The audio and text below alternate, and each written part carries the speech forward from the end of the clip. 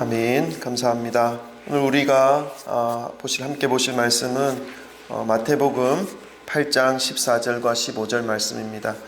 하나님께서 주시는 말씀 마태복음 8장 14절 15절 말씀입니다. 우리 다 같이 함께 한 목소리로 합독하겠습니다. 다 같이 함께 읽겠습니다. 시작. 예수께서 베드로의 집에 들어가사 그의 장모가 열병으로 앓아누운 것을 보시고 그의 손을 만지시니 열병이 떠나가고 여인이 일어나서 예수께 수종들더라. 아멘. 할렐루야. 오늘 하나님께 예배드리기 위해서 모이신 여러분 한 분 한 분을 사랑하고 축복합니다. 우리도 오늘도 우리 함께 서로 사랑 고백하고 말씀을 들으십시다. 사랑합니다. 축복합니다. 앞뒤 좌우에 계신 분들과 인사 나누시죠. 네, 잘 오셨습니다. 아멘. 아멘. 여러분, 오늘은 이 베드로의 장모를 고쳐주시는 예수님의 사역을 통해서 성령님께서 우리에게 주시는 어떤 영적인 깨달음을 힘있기를 원합니다. 그리고 그 영적인 깨달음 위에 우리의 믿음이 더욱더 굳건하여져서 든든히 세워져가 마지막 순간까지 믿음으로 살아갈 수 있는 능력을 공급받기를 소망합니다. 성령님의 지혜와 계시의 정신이 한 분 한 분의 심령 위에 임하셔서 생명의 말씀으로 이 진리가 깨달아지는 은혜가 임하시기를 소망합니다. 오늘 말씀의 내용은 예수님의 수제자였죠. 베드로의 장모의 열병을 치료하신 사건입니다. 이 내용도 아주 짧습니다. 2절밖에 기록되어져 있지 않습니다.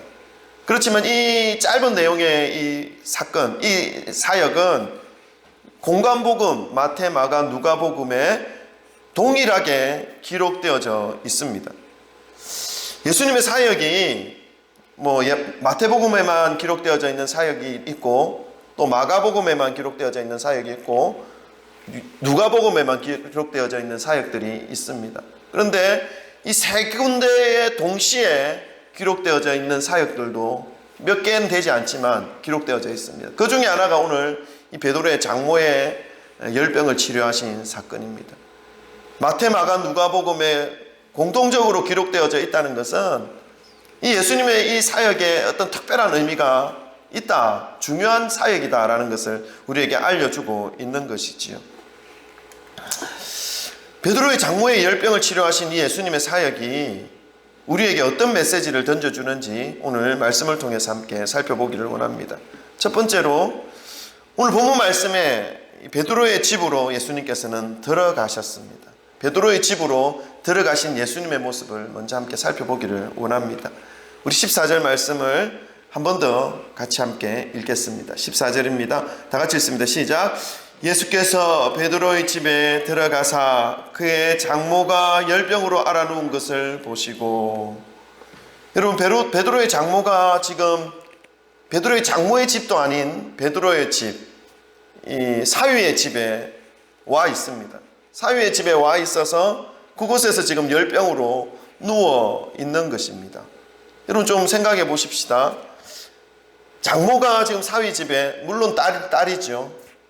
베드로의 아내가 딸이니까, 그 장모의 딸이니까 그 딸의 집에 와서 열병으로 누워 있습니다. 이것은 일반적인 상황은 아닙니다. 그렇죠? 뭔가 베드로의 집에 뭔가 일이 있어서 왔거나 뭔가 할 말을 하기 위해서 이 베드로의 집을 찾았을 텐데 그곳에서 열병이 났다는 것입니다. 어떤 성경학자들은 이 부분을 생각하면서 이 베드로의 장모가 왜 이 베드로의 집에 와서 열병이 났을까를 생각하면서 이런 이야기를 하곤 합니다. 어떤 얘기냐 하면 성경에 기록되어져 있지 않기 때문에 우리가 유추를 해볼 수 있는 것입니다. 무슨 화병이 났냐 하면 이 사위인 베드로가 가정을 내팽개치고 이 고기잡이 하던 배와 그물을 내팽개치고 주님의 종이 되어가지고 지금 예수님을 따르는 것에 대해서 화가 났다는 것입니다. 이 성경학자들의 그런 연애가 있다는 것입니다. 생각해 볼 필요가 있는 거죠. 근데 그것이 병이 되어서 열병으로 지금 앓아누워 있다는 그런 견해가 있습니다. 여러 가지 많은 요인들이 있을 수 있겠지만 그 요인 중에 한 가지가 바로 이러한 원인이었을 것이다 라고 추측해보는 성경학자들이 있다는 것이죠. 원인이 무엇이었든 간에 이 베드로의 집 안에 지금 장모가 열병으로 누워있는 그런 어떤 고민과 걱정과 근심의 그림자가 드리워져 있다는 것입니다. 이 장모가 알아놓은 것이 만약에 사위의 어떤 그런 삶의 모습 때문이라면 사위와 장모와의 이 갈등의 골이 아주 깊이 파여져 있는 집안이었을 것입니다. 모든 것을 쏟아내지 못해서 병이 걸린 그런 화병이라면 만약에 예수님이 이 베드로의 집안에 장모가 누워있는 그곳에 들어오시려고 하셨을 때에 이 장모의 마음은 열병으로 인해서 일어나지 못하는 그런 상황 속에 있다 할지라도 예수님에 대해서 바른 모습으로 쳐다보지 못하고 오히려 원망하고 오히려 미워하고 싫어하는 그러한 모양으로 비춰지는 그러한 집안이었던 것이지요. 그런데 그 집안에 예수님께서 지금 들어가고 계셨던 것입니다. 그럼 저도 어릴 적부터 이제 예수님을 믿고 지금까지 믿음의 삶을 살아오다가 지금 여러분에게 하나님의 말씀을 전하는 목회자의 자리에 서 있지만 이 많은 것을 고민을 가지고 갈등을 가지고 어려움을 가지고 있었던 시기가 있었습니다. 그런데 주위에 많은 믿음의 형들, 믿음의 선배들이 있었는데 그분들에게 이 마음을 열어드릴 수 있는 것은 지극히 나의 개인적인 모습, 나의 미래의 문제들, 나의 지금 상황의 문제들, 이런 것들은 고백하면서 오픈해서 상담을 받기도 하는데 정말 꺼려지는 그런 문제들이 있었는데 그게 뭐냐면 집안 얘기입니다. 특별히 예수님을 믿지 않는 사람들의 그 상황들, 상태들을 믿음의 형들에게 우리 집이 지금 이런 상황입니다. 이렇습니다. 이러면 너무 부끄럽기도 하고 좀 그렇습니다. 잘 열려지지 않습니다. 그래서 집안의 여러 가지 많은 문제들을 다른 사람들에게 오픈한다는 것은 참으로 꺼려지는 것들 중에 하나일 수 있습니다. 베드로 역시 그래야 하지 않았을까 하는 생각도 한번 해봅니다. 집안의 갈등들, 가족의 문제들, 이러한 것들에 대해서 베드로도 예수님 앞에 뭔가 얘기하고 싶지만 얘기하지 못하고 쭈삣쭈삣 머뭇머뭇거리는 그런 상황 속에 예수님은 베드로의 집 안으로 지금 열병이 걸린 이 장모에게 들어가고 있는 예수님의 모습인 거지요. 이 자리에 계신 여러분의 가정의 모습은 어떻습니까? 오늘 예수님의 말씀에서 위로를 받으시기를 바랍니다. 예수님께서는 문제가 없는 곳으로만 가지 않으셨다는 것입니다.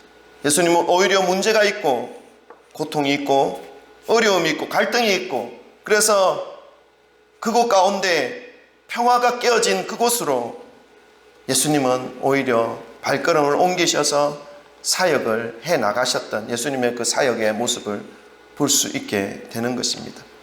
사랑하는 성도 여러분, 여러분의 가정에, 개인의 삶에, 그리고 그 마음에 지금까지 살아온 인생 가운데 어둠이 있고 갈등이 있고 상처가 있고 고통이 있어서 마음을 예수님께 열지 못하고 답답하여서 눈물을 흘리고 있는 그곳으로 예수님께서 들어갈 수 있도록 마음을 이 시간 열어드리시기를 소망합니다. 예수님은 오히려 그런 곳으로 들어가기를 원하고 계신다는 것입니다. 지금까지는 베드로의 장모가 열병으로 앓아 누워 있는 그곳을 예수님께서 들어가는, 예수님께서 찾아가시는 그런 모습에 대해서 우리가 함께 살펴보았는데요. 그 다음 우리가 살펴보기를 원하는 것은 지금 예수님 앞에 앓아 누워 있는 베드로의 장모의 모습을 살펴보기를 원합니다. 지금 장모가 앓아 누운 이유와 원인이 무엇이었든지 정확하게 알 수는 없습니다. 성경에 기록되어 있지 않기 때문에 그렇습니다. 그러나 정확한 건 뭐냐면 현재 뜨거운 열을 발산하면서 누워있는 노년의 이 여인의 모습이 어떤 모습이냐 하면 지금 도움이 필요한 모습입니다. 누군가의 치료가 필요한 상태의 모습이라는 것이지요. 치료의 손길을, 지금 도움의 손길을 얻지 못하면 그 인생 자체가 지금 큰 어려움을 겪게 될 것이고 결국에는 이 죽음의 고통을 맞이해야 하는 상태까지 이르러 갈 수 있는 그런 존재의 모습이라는 것입니다. 오늘 본문 말씀에서 예수님이 베드로의 장모에게 찾아간 것은 어떻게 보면 한 여인을 치료하시려는 예수님의 일반적인 치료의 사역의 모습으로 비춰질 수 있습니다. 그러나 이 예수님의 이 모습은 오늘 저와 여러분에게 찾아오신 예수님의 모습과 동일합니다. 우리는 이 땅에서 살아갈 때 어떻게 살아갑니까? 아무런 문제를 느끼지 못하면서 살아갈 수도 있습니다. 어려움 없이 살아가는 것처럼 인식하며 살아갈 때도 있습니다. 그래서 우리에게는 어떤 도움도 필요 없고 내 힘으로 내게 닥쳐오는 모든 어려움을 헤쳐나가는 모습으로 살아가는 그러한 모습으로 살 수가 있습니다. 지금도 아마 그렇게 살아가고 있을지도 모르죠. 아마도 자신에게 그렇게 심각한 문제가 느껴지지 않는 그러한 사람들이 살아가는 일반적인 모습으로 살아가는 삶의 모양일 수 있다는 것입니다. 그런데 예수님께서 그렇게 잘 살아가는 사람들에게 찾아와 주셨습니다. 왜 그랬을까요? 성자 하나님이신 이 예수님께서 이 땅의 사람들에게 친히 인간이 되셔서 찾아와 주셨다는 이 의미를 우리가 한번 좀 생각해 보자는 것입니다. 예수님이 하나님이시면서 인간의 모습을 띠고 이 땅에 오신 이유가, 이 땅에 오셔야만 했던 경우의 수가 두 가지일 것입니다. 크게. 왜 예수님이 이 땅에 오셨을까? 두 가지의 경우를 우리가 생각해 볼 수 있는데요. 그 첫 번째 경우는 뭐냐면, 잘 따라오셔야 됩니다. 아무런 문제도 없는데 가만히 내버려 두어도 별다른 어려움 없이 잘 살아가는 인간들인데, 그들에게 예수님이 지금 찾아온 것이라면 예수님이 그렇게 하실 필요가 없었는데 그 사람들에게 지금 찾아온 것이라면 예수님이 잘못 찾아오신 것입니다. 찾아오실 필요가 없었다는 것입니다. 그 경우가 한 가지 경우고요. 두 가지 중에 하나입니다. 두 번째 경우는 뭐냐면요, 예수님이 이 땅에서 살아가는 사람들에게 찾아와 주신 것이 잘못 찾아와 주신 것이 아니라면, 두 번째지요, 성자 하나님이셨던 예수님께서 친히 인간이 되어 주셔서 인간들에게 찾아오신 것이 착각이 아니고 잘못 찾아온 것이 아니라면 무엇입니까? 그 인간들에게 무엇인가 문제가 있다는 것입니다. 그 인간들에게 무엇인가 인간들을 가둬놓고 있는 무언가 문제, 풀려지지 않는 문제, 인간의 힘으로 해결할 수 없는 문제가 그곳에 있기 때문에 예수님이 이 땅에 그들의 모습으로, 인간의 모습으로 찾아와 주셨다는 것입니다. 스스로 해결할 수 없는 어려움이 그 삶을 묶고 있는 그 상태의 상황이라는 것이죠. 그래서 예수님의 도움이 필요한 존재가, 분명하여야 하는 존재가 바로 인간들이었기 때문에 예수님이 그 도움을 주시기 위해서 이 땅에 오셨다는 사실입니다. 이 두 가지 경우의 수밖에 없습니다. 예수님이 잘못 찾아오시거나 찾아올 필요가 없어졌는데 그 한 가지이거나, 이 사람들은 자신의 문제점을 발견하지 못하고 있지만 예수님이 보시기에 이들은 치명적인 약점을 안고 있고 죽을 수밖에 없는 존재이라는 그런 어려움 속에 갇혀있기 때문에 예수님께서 도움을 주시기 위해서 이 땅에 찾아오셨거나, 두 가지 중에 하나라는 것입니다. 여러분의 삶의 상태는 어떻습니까?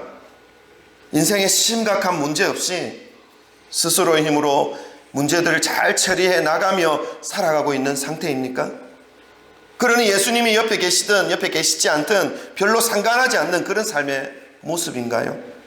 계시면 좋고 안 계시면 뭐 어쩔 수 없고 이런 상태입니까?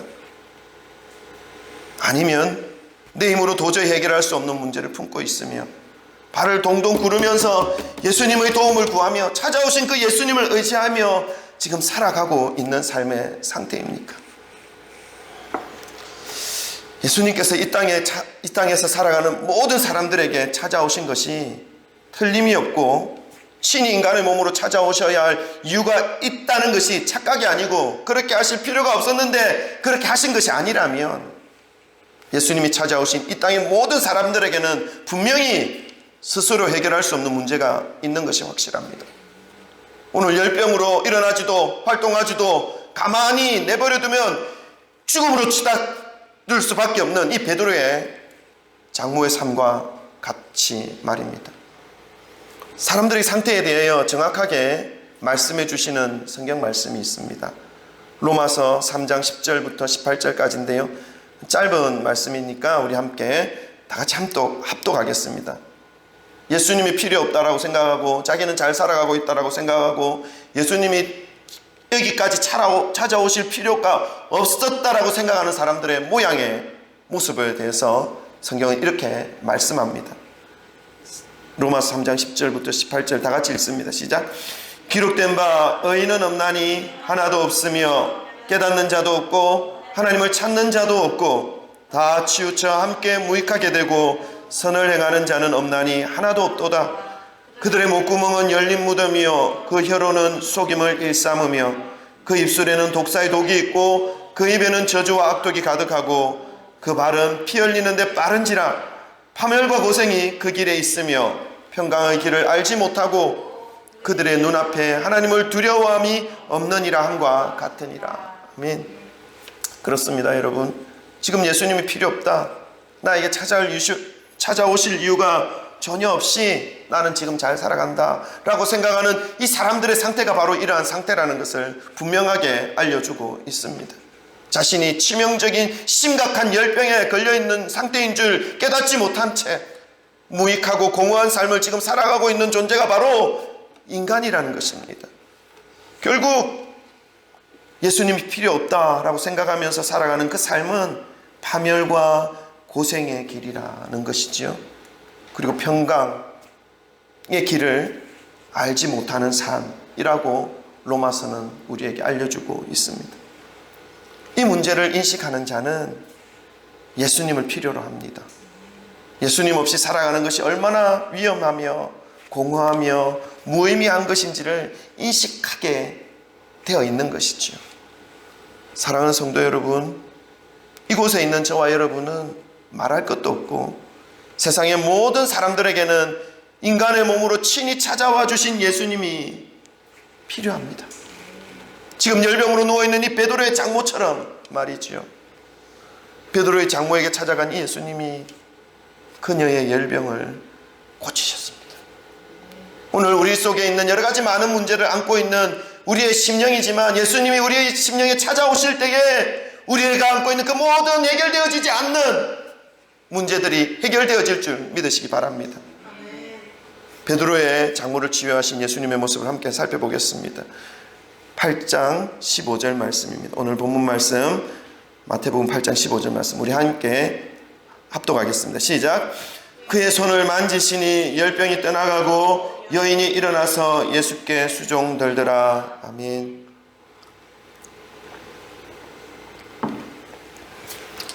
베드로의 장모가 열병으로 누워있는 이 모습을 예수님이 보셨습니다. 그리고 그 예수님은 그녀의 이 뜨거운 손, 지금 열병으로 앓아 누워있는 그녀의 그 불타오르는 손을 예수님께서 만지셨습니다. 그러자 그녀를 일어서지 못하게 했던 그 열병들이, 그녀의 힘으로 도저히 해결할 수 없었던 그 열병이 떠나갔습니다. 그녀를 묶고 있었던 모든 문제들을 예수님께서 풀어주셨습니다.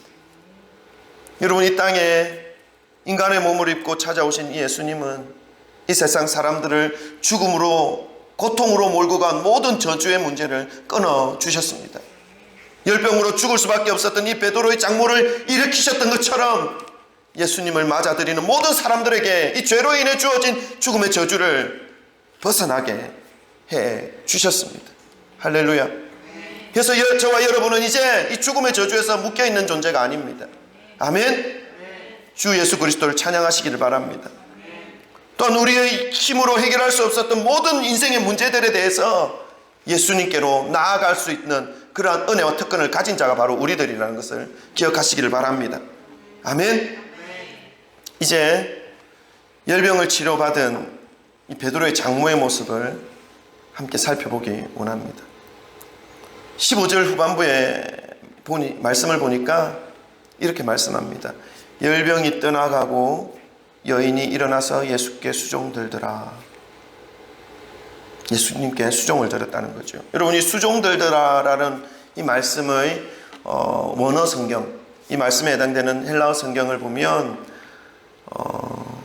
디오코네오라는 단어를 쓰고 있는데요. 이 단어의 뜻은 섬기다, 봉사하다, 공궤하다라는 의미가 있습니다.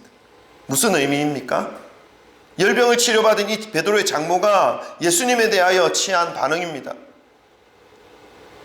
지금 그 열병의 근원 중에 한 원인이 예수님일 수 있다라는 가능성을 제가 말씀을 드렸습니다. 처음에 이 베드로의 장모는 적어도 예수님에 대해서 감사하는 마음이 전혀 없었을 거예요. 원망하는 마음, 미워하는 마음, 싫어하는 마음, 우리 집에 도저히 찾아오면 안 되는 그런 사람으로, 그러한 분으로 생각하고 있었던 그러한 베드로의 장모의 모습이었을 것입니다. 그러나 지금 베드로의 장모의 모습은 어떻습니까? 섬깁니다. 그분을 향하여 봉사합니다. 그분께 공개해 드립니다. 바뀌었습니다. 감사의 마음을 지금 표시하고 있는 것입니다. 주님의 일에 대하여 불편한 마음을 가진 장모였을 것이라 우리가 생각해 보았죠. 그 마음이 완전히 사라졌다는 것입니다. 오히려 예수님을 따르는 마음, 예수님께 이제 헌신하고자 하는 마음, 그 모습으로 변화되었다라는 것을 성경은 우리에게 말씀해 주고 있습니다. 예수님께 은혜를 받은 자의 모습이 이러하다는 것을 알 수 있는 거지요. 예수님께 은혜를 받은 자는 어떤 모습으로 변화되어야 하는 것인지에 대해서 우리에게 말씀이 알려주고 있습니다. 우리는 신앙생활을 할 때 의무감으로 신앙생활을 할 때가 참으로 많이 있습니다. 뭔가를 교회의 일을 하거나 교회에서 또 예배를 드리거나 할 때에 마지못해서 하는 그러한 모습으로 이 일들을 감당해낼 때가 참으로 많이 있다는 것입니다. 주위의 사람들의 눈을 의식하면서 내가 이 일을 하지 않으면 안 될 것 같은 이 무거운 마음으로 떠밀려서 하게 되는 경우가 의외로 많습니다. 신앙생활을 오래 한 사람일수록 더 그렇게 여기며 신앙생활을 뭐라고 그럽니까? 매너리즘에 빠져서 타성에 젖어서 그렇게 하게 될 경우가 많이 있다는 것입니다. 오늘 이 베드로의 장모의 모습을 통해서 우리의 신앙의 모습이 회복되기를 소망합니다. 교회 일을 하고 교회를 섬기는 그 모든 신앙의 모습의 바른 모습은 무엇입니까? 오늘 베드로의 장모의 모습을 통해서 우리가 함께 깨달을 수 있게 되는 것이죠. 그것은 주님께로부터 받은 은혜에 대한 반응으로 해나가는 것입니다. 그러니까 하나님으로부터 받은 그 은혜가 없이 섬기고 일하고 사역하게 되면 어떤 일이 벌어지냐 하면 피상적으로 된다는 것입니다. 마지못해 하게 된다는 것입니다. 우리는 하나님의 일을 하기 이전에 앞서서 먼저 우리가 해야 할 건 뭐냐 하면 주의 은혜를 먼저 받아야 된다는 것입니다. 하나님의 그 크신 사랑이 우리의 삶 가운데 어떻게 역사하였는지 그것을 먼저 깨달아야 된다는 것입니다. 그렇습니다. 주님으로부터 부어지는 그 은혜의 자리에 먼저 들어가야 하는 것이지요. 주님이 주시는 그 은혜를 힘입어 감당할 수 없는 주님의 사랑이 우리의 심령에 가득 채워지는 그것을 먼저 하는 것이 필요하다는 것입니다. 그리고 난 이후에 하나님이 베풀어 주신 그 은혜에 대해서 반응하는 모습으로 우리가 주님의 일을 하고 교회의 일을 섬겨 나갈 때에 기쁨이 넘치는 것이죠. 우리가 하나님의 은혜를 받았다라고 할 때 이 하나님의 은혜를 받은 것에 대한 인식이 필요합니다. 하나님은 계속해서 은혜를 주시고 하나님 계속해서 우리에게 주의 도움과 도우심과 인도하심과 공급하심을 허락하시는데 그것에 대해서 우리는 인식하지 못하고 자각하지 못하면 이 베드로의 장모의 이 모습처럼 되어질 수가 없는 것입니다. 베드로의 장모의 모습은 무엇입니까? 하나님 예수님의 그 은혜를 받은 것을 깨달았습니다. 그리고 나서 일어나서 수종 들었습니다. 그런데 하나님의 은혜가 계속해서 부어지는데 그것이 하나님의 은혜인 줄도 모르고 살아가게 되면 하나님 앞에 헌신하고 하나님 앞에 수종 들고 하는 일은 생각할 수 없는 것이지요. 여러분, 저와 여러분에게 하나님이 주신 그 은혜는 무엇입니까? 예수님께서 찾아와 주신 것이지요. 이것이 은혜로 믿어지십니까? 예수님이 저와 여러분을 찾아와 주신 것이 어떤 의미가 있는 것입니까? 예수님이 저와 여러분의 삶 속에 들어와 주심으로 어떤 변화가 여러분 속에 있었습니까?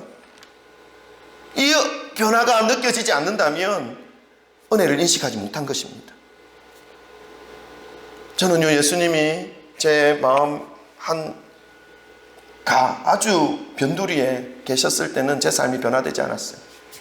근데 예수님이 내 마음 중심의 의자에 왕으로 자리 잡기 시작할 때 제 삶은 바뀌었습니다. 저 중심적으로 생각하다가, 제 중심적으로 살아가던 그 삶이 예수님을 생각하게 됐어요. 예수님이 기뻐하시는 삶을 살아가기를 헌신하며 다짐하는 그러한 마음이 자발적으로 우러나는 것을 경험할 수 있게 되었죠. 그리고 나서 삶이 바뀌었어요. 제가 얼마나 노는 걸 좋아하는지 아시지 않습니까? 근데 노는 것보다 예수님 앞에 머물러 있는 게 더 기쁜 거예요. 더 감사한 거예요. 그러한 삶이 제 삶 가운데 일어났던 것을 기억합니다. 여러분, 예수님의 은혜가 임할 때 사람은 바뀌게 되어 있습니다. 변하게 되어져 있다는 것이죠. 마치 예수님의 그 치료 앞에서 베드로의 장모가 반응하였던 것처럼 말입니다. 예수님께서 저와 여러분의 삶 가운데 찾아와 주셨을 때에 일어났던 이 내면의 변화와 삶의 변화, 내 삶의 근본적인 부분에서부터 우러나오는 감당할 수 없었던 그 감사가 느껴지신 분이라면 이 베드로의 장모의 모습처럼 예수님 앞에 나아갈 수 있게 되는 것입니다. 신앙생활을 하는 것에 있어서 가장 피하여야 할 모습은 뭐냐면 억지로 하는 것, 의식적으로 하는 것, 피상적으로 하는 것, 사람의 눈을 의식함으로 하게 되는 그 모든 종교적인 모양이 우리가 배척해야 할, 다 도려내어야 할 이런 신앙의 모습의 부분이라는 것을 여러분 기억하시기를 바랍니다. 신앙생활은요, 기쁨에서 비롯되는 것입니다. 마음으로부터 우러나오는 감사에서부터 시작되는 것이지요. 오늘도 이 은혜를 기억하시기를 바랍니다. 여러분, 예수님께서 여러분에게 찾아와 주셔서 허락해 주신 그 은혜의 부분이 느껴지신다면 이제는 그 은혜에 대해서 베드로의 장모의 모습처럼 기쁨으로 반응하심으로 우리가 앞으로 살아갈 이 시간이 얼마 남아있는지는 모르지만 믿음을 품고 살아가야 할 것 아니겠습니까? 그죠?